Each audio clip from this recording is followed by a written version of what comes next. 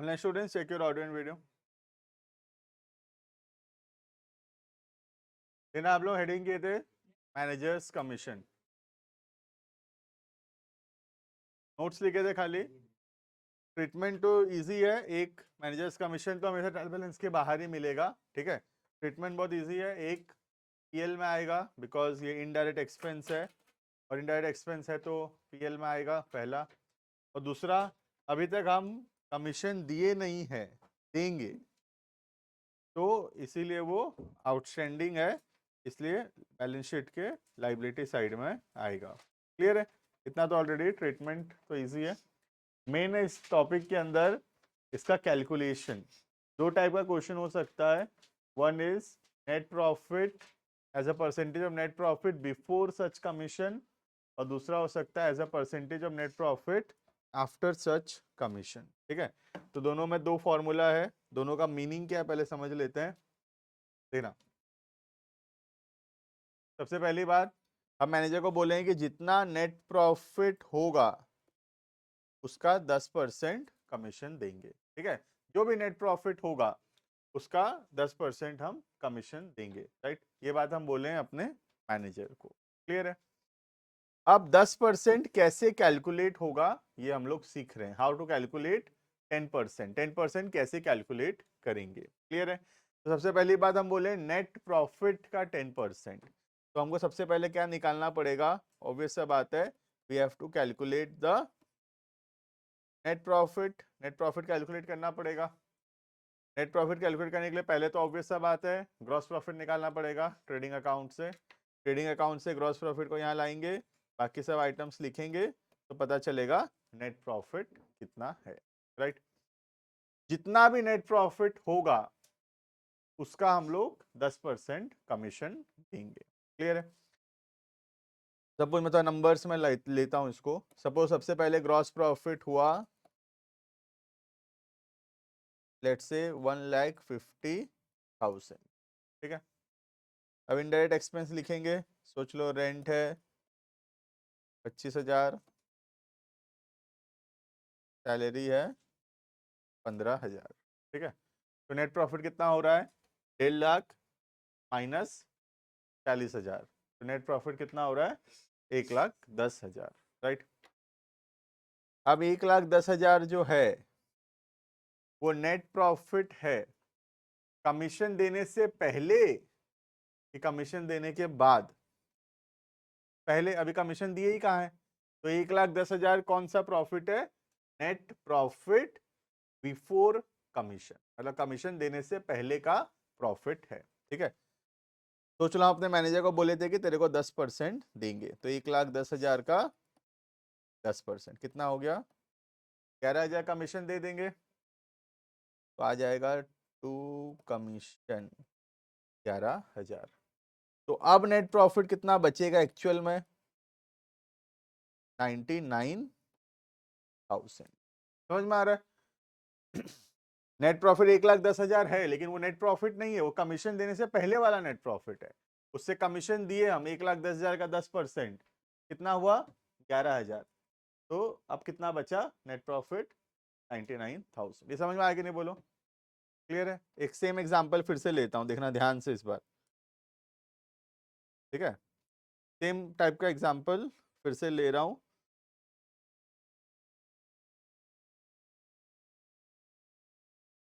सोच लो पीएल है again, let's say the gross profit is again 150, let's say rent is again 25,000, let's say salary is 15,000। ठीक है, तो again the net profit is 1,10,000। Clear है? Same example है पूरा, gross profit और indirect expense को लेकर। ठीक है, तो अब नेट प्रॉफिट कितना है, फिर से 1,10,000। लेकिन हम अपने मैनेजर को क्या बोल रहे हैं इस बार, देखो 10% देंगे किसका, नेट प्रॉफिट आफ्टर कमीशन का 10% देंगे बोले।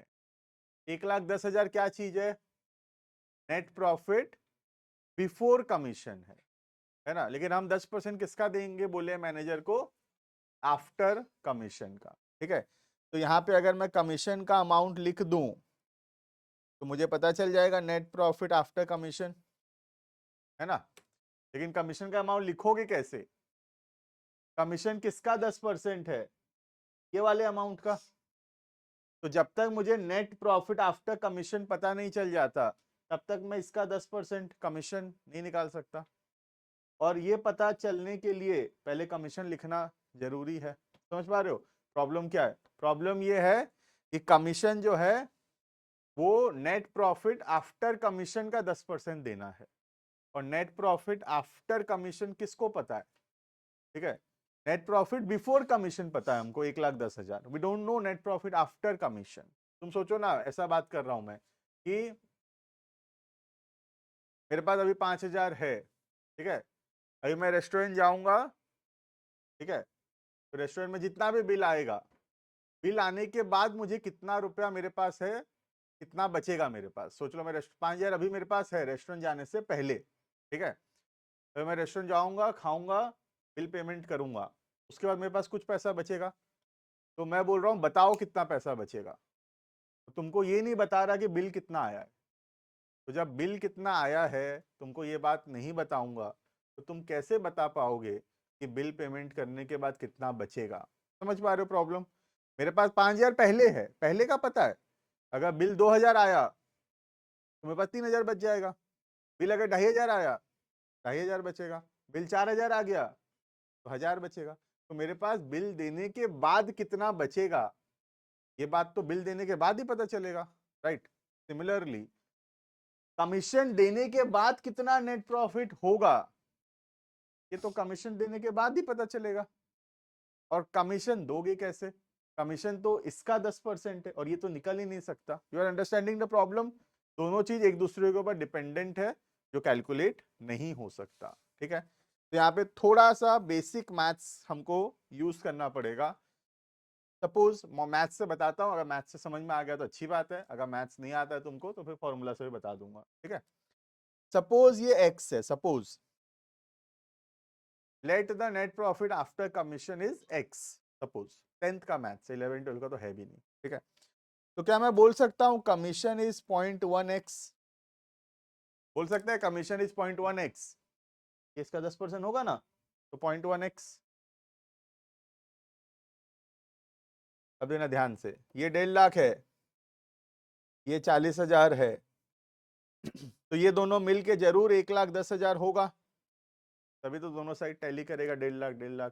ठीक है, तो मैं बोल सकता हूँ x plus 0.1x equals to 1,10,000, x 1.1x equals to 1,10,000, x equals to 1,10,000 divide by 1.1 that is 1 का मतलब x कितना होना चाहिए?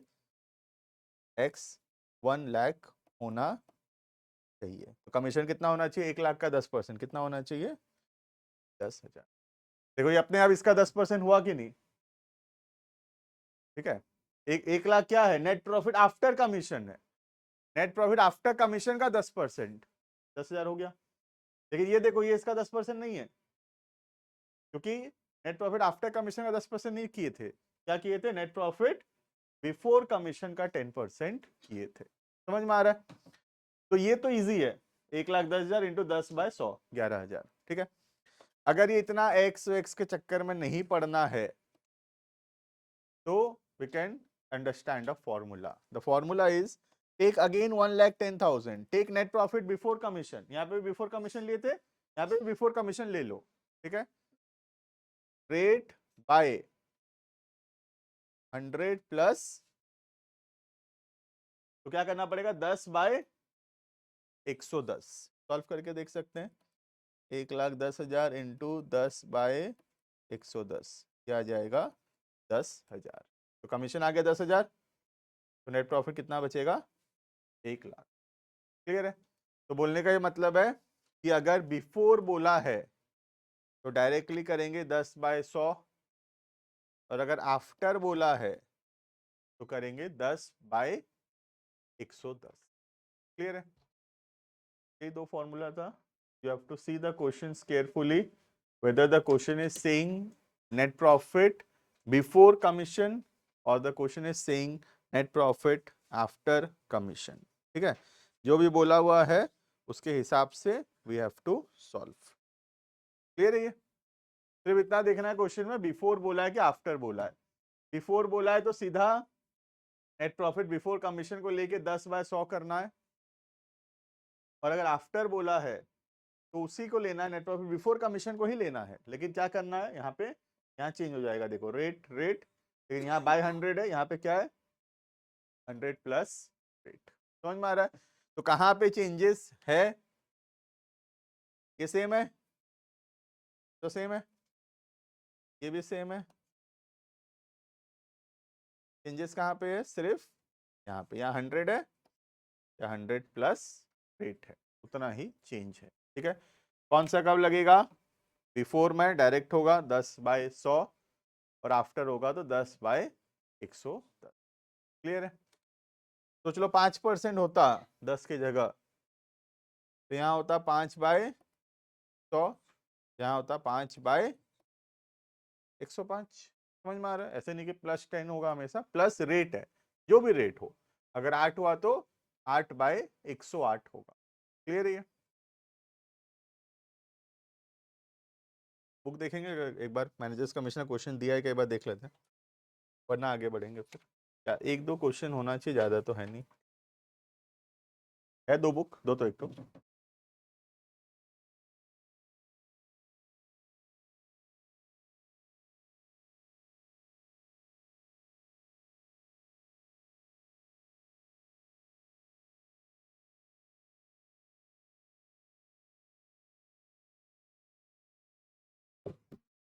बात मत करो।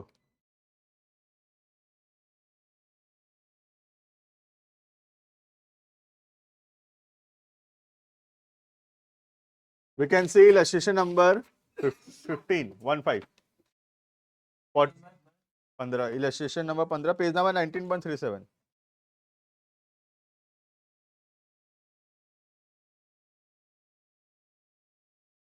ये वीक में चैप्टर कंप्लीट हो जाएगा। ठीक है, उसके बाद 2 क्लास का एक चैप्टर बचा हुआ है, किसी से स्कूल में आ रहा है नहीं आ रहा है देख लेना। ठीक है, प्रैक्टिस रिवीजन टेस्ट, छुट्टी क्या होता है, फेब से ना। ठीक है, तो कितना ही दिन है। देखो इलस्ट्रेशन नंबर 15 देखना, वैदिक में तो नहीं आएगा ना, ये लास्ट है ना, लास्ट तो नहीं आ रहा ना, तो इस वीक में हो जाएगा वैदिक वालों का, बाकी विल कंटिन्यू आगे। देखना, ठीक है। Profit of the firm for the year ended 31 March 25 is 21,000 before charging commission. तो 21,000 क्या चीज है, 21,000 net profit before commission, commission देने से पहले का नेट प्रॉफिट है 21,000 का। क्लियर है? उसके बाद क्या बोला, देखो, manager of the firm is entitled to commission at the rate of 5% on profits. ठीक है,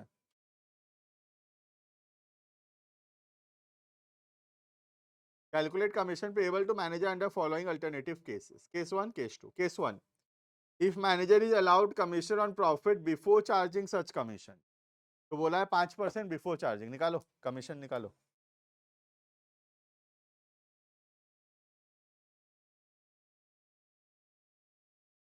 कमीशन इक्वल्स टू कितना, 21,000 into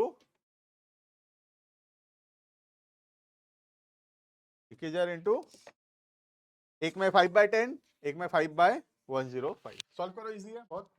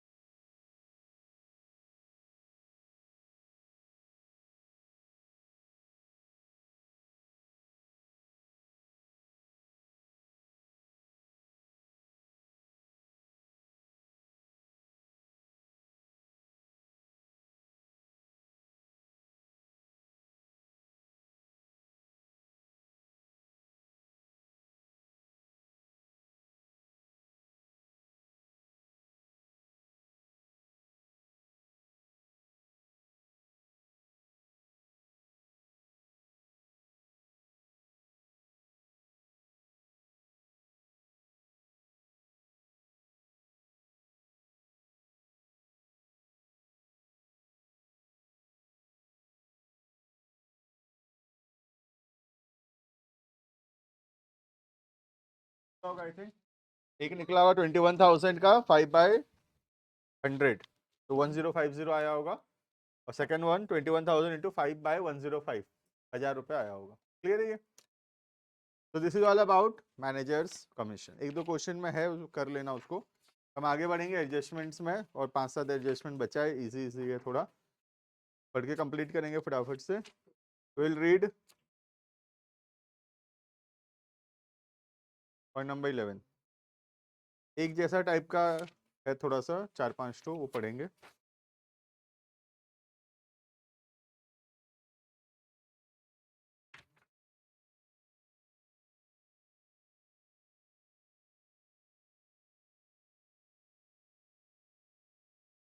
dividing point number 11।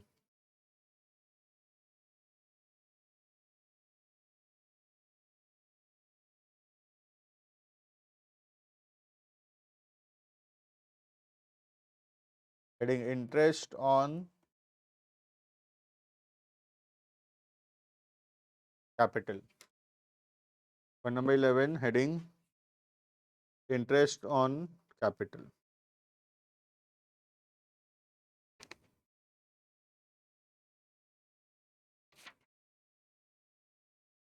Interest on capital का जर्नल एंट्री पहले भी पढ़े हम लोग। क्या एंट्री होता है?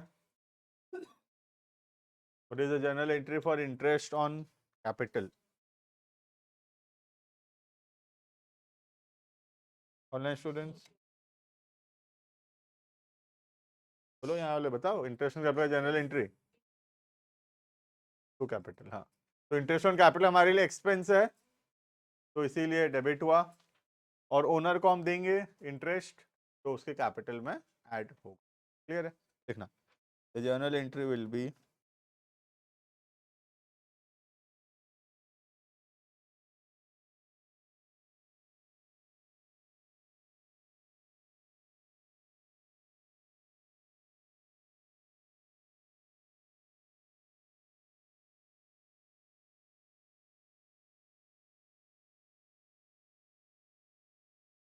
Interest on capital account debited to capital account.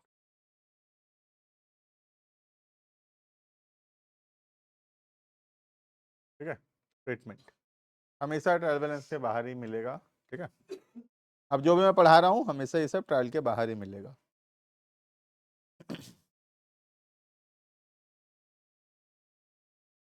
उसके जर्नल एंट्री में ही उसका ट्रीटमेंट है। जर्नल है इंटरेस्ट ऑन कैपिटल, एक्सपेंस है इसीलिए डेबिट हुआ। और दूसरा, ओनर को हम इंटरेस्ट देंगे तो कैपिटल बढ़ेगा, कैपिटल बढ़ेगा तो कैपिटल क्रेडिट हुआ। राइट? तो ट्रीटमेंट क्या होगा? एक, इंटरेस्ट ऑन कैपिटल एक्सपेंस है तो डाल देंगे पीएल अकाउंट में, और दूसरा कैपिटल बढ़ेगा तो ऐड कर देंगे कैपिटल में। ठीक है? पहला।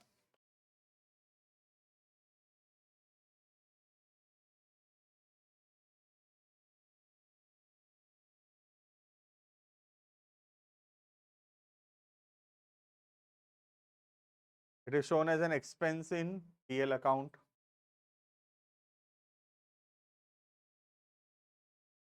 It is shown as an expense in PL account. ठीक है?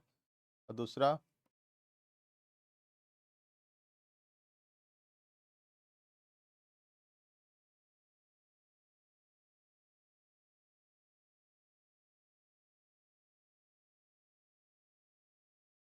is added to the capital in the balance sheet. Clear? तो हमेशा ट्रायल बैलेंस के बाहर ही मिलेगा हमको interest on capital.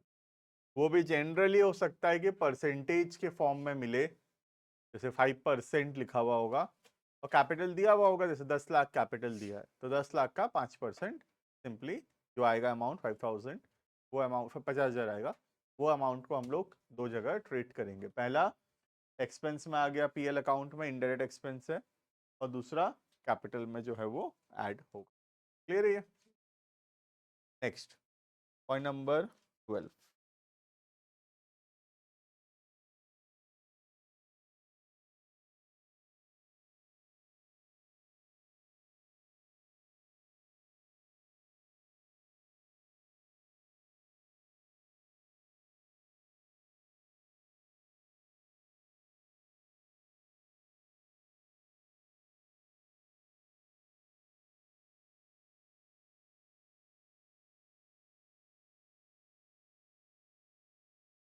Goods withdrawn by proprietor for personal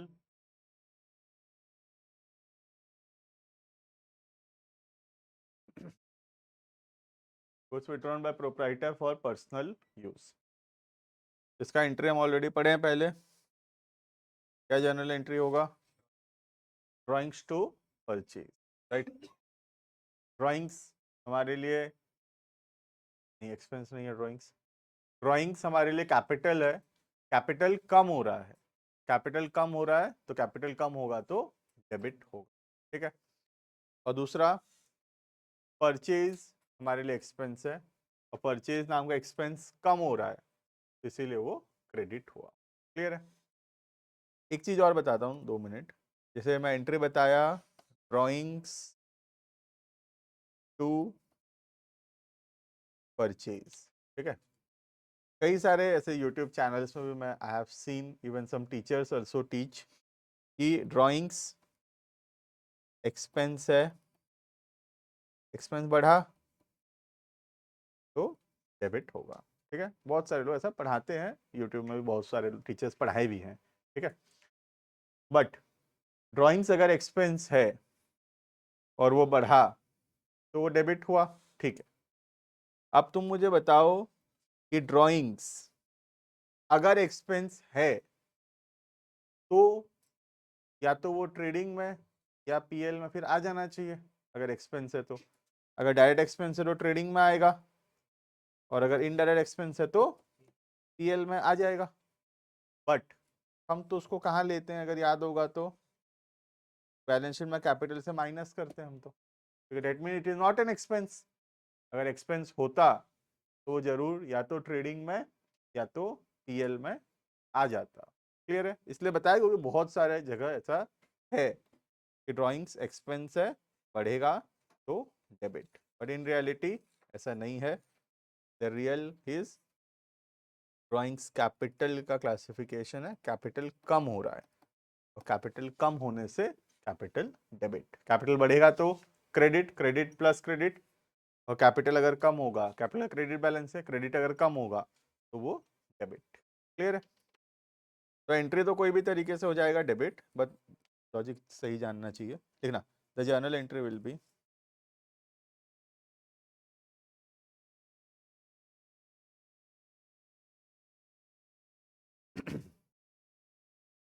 the journal entry will be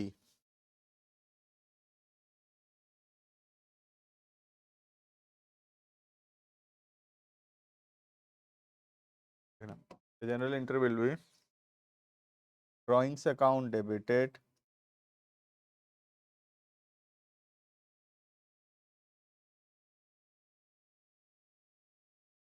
to purchase account. The journal entry will be drawings account debited to purchase account. Clear है?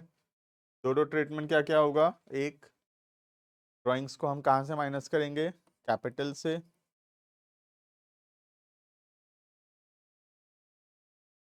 Treatment पहला,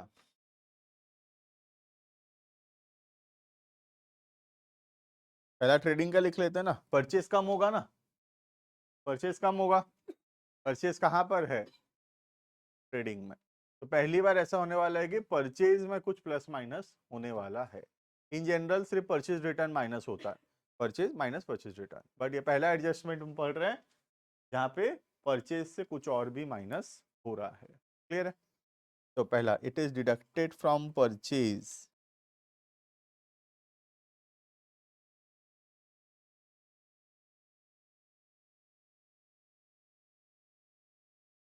in trading account.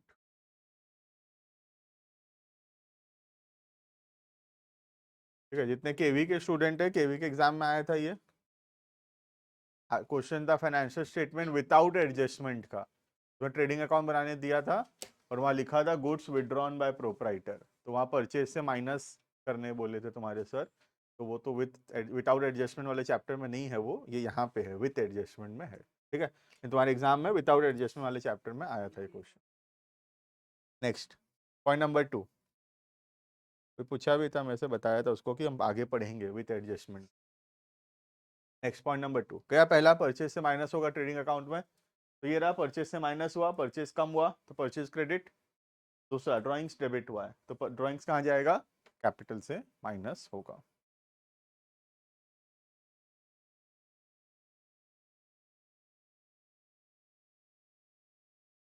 Deducted from capital in balance sheet, deducted from capital in the balance sheet. Clear है ये? This is point number 12. Next heading, point number 13. Goods distributed as free samples.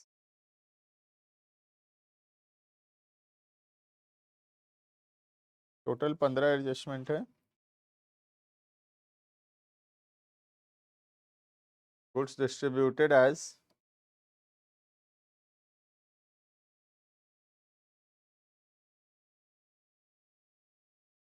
free samples.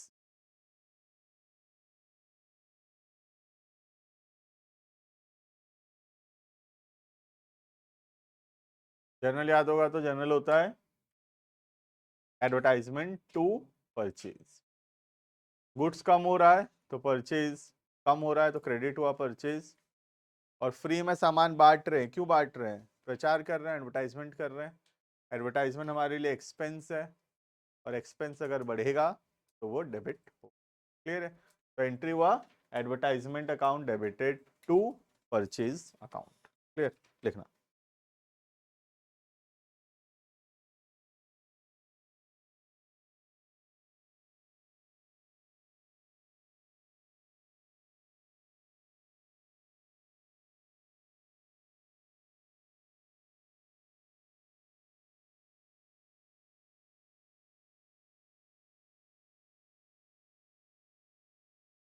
Advertisement account debited to purchase account.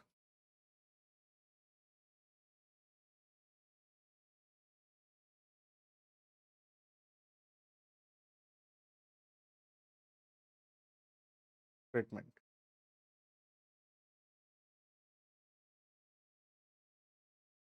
पहला, purchase कम हो रहा है, deducted from purchase. ठीक है,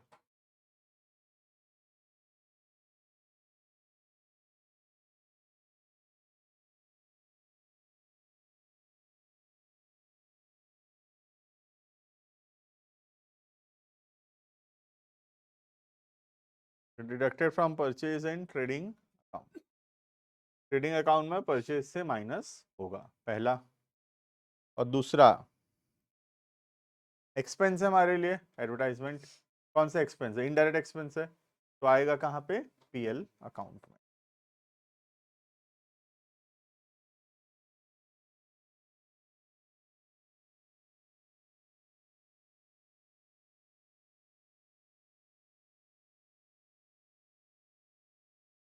They shown as an expense in the PL account.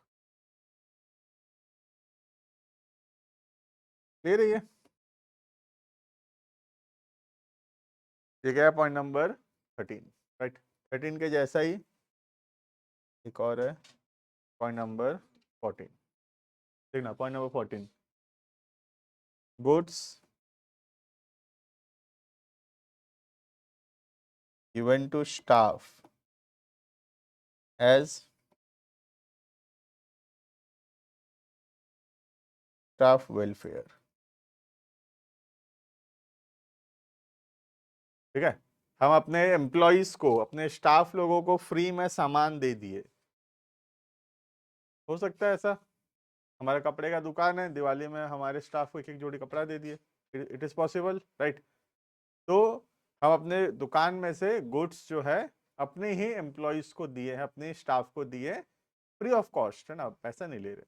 तो इसको बोलते हैं गुड्स गिवन टू स्टाफ है स्टाफ वेलफेयर। स्टाफ वेलफेयर के लिए, स्टाफ के भलाई के लिए, स्टाफ के लिए हम पैसा, हम गुड्स दिए हैं। ठीक है, तो एंट्री क्या होगा, स्टाफ वेलफेयर हमारे लिए एक्सपेंस है, जैसे एडवर्टाइजमेंट एक्सपेंस है, जैसे स्टाफ वेलफेयर एक्सपेंस है, डेबिट होगा। और गुड्स कम होगा गुड्स कम होगा तो परचेज क्रेडिट होगा, राइट। फर्क है लेकिन यहाँ पे और इसमें दोनों में फर्क है। यहाँ पे हम फ्री में दे रहे हैं लेकिन किसको? अपने प्रोस्पेक्टिव कस्टमर्स को, जो हमारे कस्टमर्स हो सकते हैं, पब्लिक को दे रहे हैं। वो लोग सामान को यूज करेंगे, अगर पसंद आएगा तो next time they will place N order. तो यहाँ पे हम सामान फ्री में इसीलिए दे रहे हैं ताकि हमारा प्रचार हो, राइट, एडवर्टाइजमेंट के लिए दे रहे हैं। लेकिन उधर वहां पे हम एडवर्टाइजमेंट के लिए नहीं दे रहे हैं, हम अपने एम्प्लॉयज को फ्री में दे रहे हैं। तो ये सोच के नहीं दे रहे कि एम्प्लॉय को पसंद आएगा कल दिन खरीदेगा, नहीं, हम एम्प्लॉय को ऐसे ही दे रहे हैं, राइट। तो यहाँ पे देने का ऑब्जेक्टिव प्रचार करना है, एडवर्टाइजमेंट करना है, क्योंकि यहाँ पे कस्टमर्स को दिया जा रहा है। लेकिन वहां पे फ्री में देने का ऑब्जेक्टिव एडवर्टाइजमेंट नहीं है। क्लियर है? तो फ्री में सैंपल देना पब्लिक को, that is advertisement, but free में अपने एम्प्लॉयज को देना, that is not advertisement, that is staff welfare, right. फर्क दोनों बात से नहीं पड़ता, क्योंकि एडवर्टाइजमेंट भी एक्सपेंस है और स्टाफ वेलफेयर भी एक्सपेंस है। दोनों डेबिट होगा और दोनों ही पीएल अकाउंट में आएगा। क्लियर है? लिखना।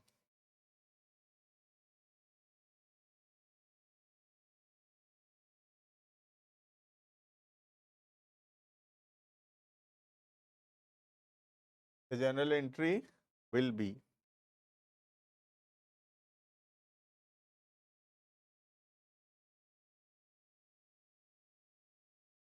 staff welfare account debited to purchase account. Staff welfare account debited to purchase account.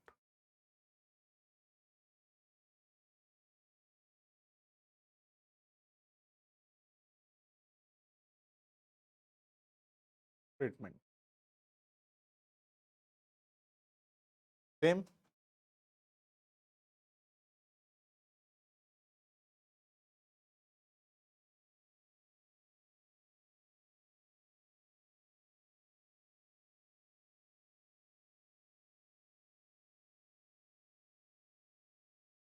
Deducted from purchase in trading account.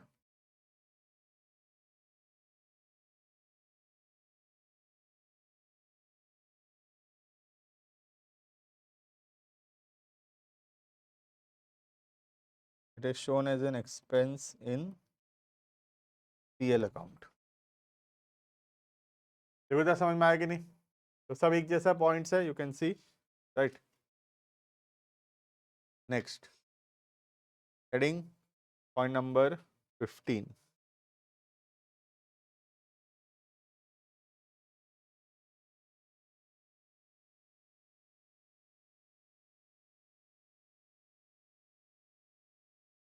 Point number 15 ये भी पढ़ा हुआ है पहले जर्नल्स में। Goods destroyed by fire.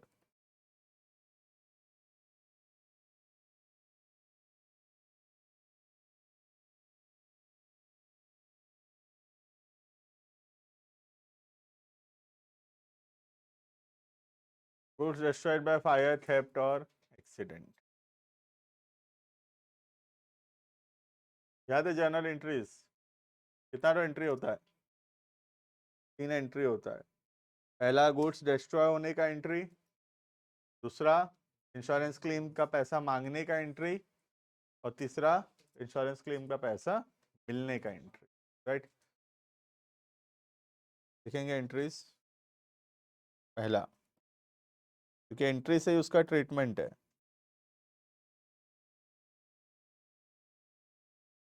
For goods destroyed by fire,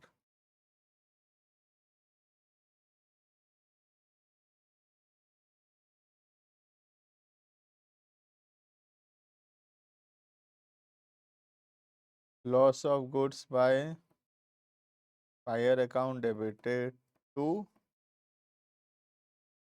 purchase account.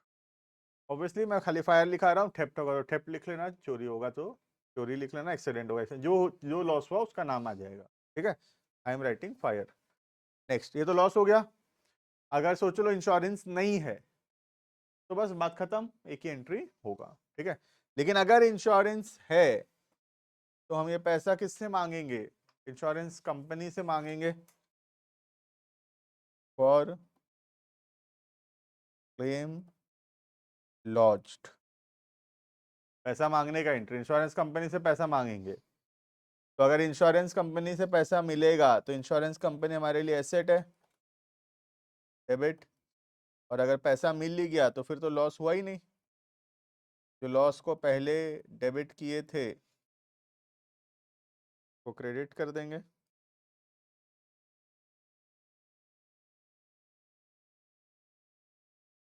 Clear है?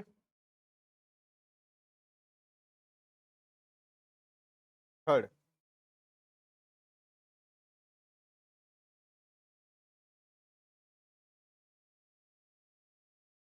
For claim received. अब हो सकता है पूरा पैसा मिले, हो सकता है थोड़ा कम पैसा मिले, ठीक है। जितना मिला वो बैंक में डेबिट, है ना, जितना मिला वो बैंक में डेबिट, जितना नहीं मिला वो लॉस में फिर से डेबिट, लॉस हो गया बोल के टू इंश्योरेंस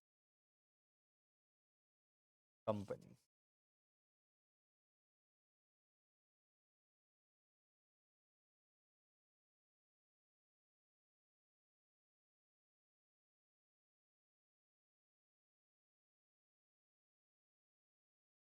क्लियर है? देखना, तो लेट्स से कि सोच लो 10,000 का गुड्स डिस्ट्रॉय हुआ, ठीक है। पहला एंट्री आया 10,000 10,000। अगर इंश्योरेंस नहीं है तो बस एक ही एंट्री होगा, loss of goods by fire account debited to purchase, ठीक है। लेकिन सोच लो इंश्योरेंस है तो हम 10 इंश्योरेंस कंपनी से 10 रुपये मांगेंगे, सेकेंड एंट्री। इंश्योरेंस कंपनी से पैसा मांगने का एंट्री। और तीसरा, इंश्योरेंस कंपनी हमको पैसा देगा। तो चलो 10 पूरा दिया तो एंट्री होगा बैंक में 10, इंश्योरेंस कंपनी 10, लॉस 0 होगा, ठीक है। लेकिन सोच लो 10 नहीं दिया, 8 दिया, तो बैंक में आएगा 8, लॉस में आएगा। समझ में आ रहा है? तो अगर जितना पैसा देगा वो बैंक में आएगा और जो अमाउंट नहीं देगा वो लॉस में आएगा, राइट। अगर पूरा पैसा दे दिया तो बैंक में 10 और इंश्योरेंस में 10, ये वाला में लॉस ऑफ गुड्स में कुछ भी नहीं आएगा। क्लियर है? लेकिन सोच लो 10 में से 8 मिला और 2 नहीं मिला, तो जितना मिला वो बैंक में आएगा और जितना नहीं मिला वो लॉस में आएगा। क्लियर है? तो this is all about entries. अब इसको हम लोग नेक्स्ट क्लास में कंटिन्यू करेंगे और समझेंगे कि इसका क्या क्या ट्रीटमेंट होगा। 3 एंट्री है और तीनों एंट्री का कंबाइंड ट्रीटमेंट सीखना है और एक एडजस्टमेंट और भी है इसके बाद। तो नेक्स्ट क्लास में पढ़ाना कंप्लीट हो जाएगा ये चैप्टर, फिर क्वेश्चन बहुत सारा है, 2-3 क्लास हम क्वेश्चन करेंगे। फिर ऑनलाइन स्टूडेंट्स कैन लीव।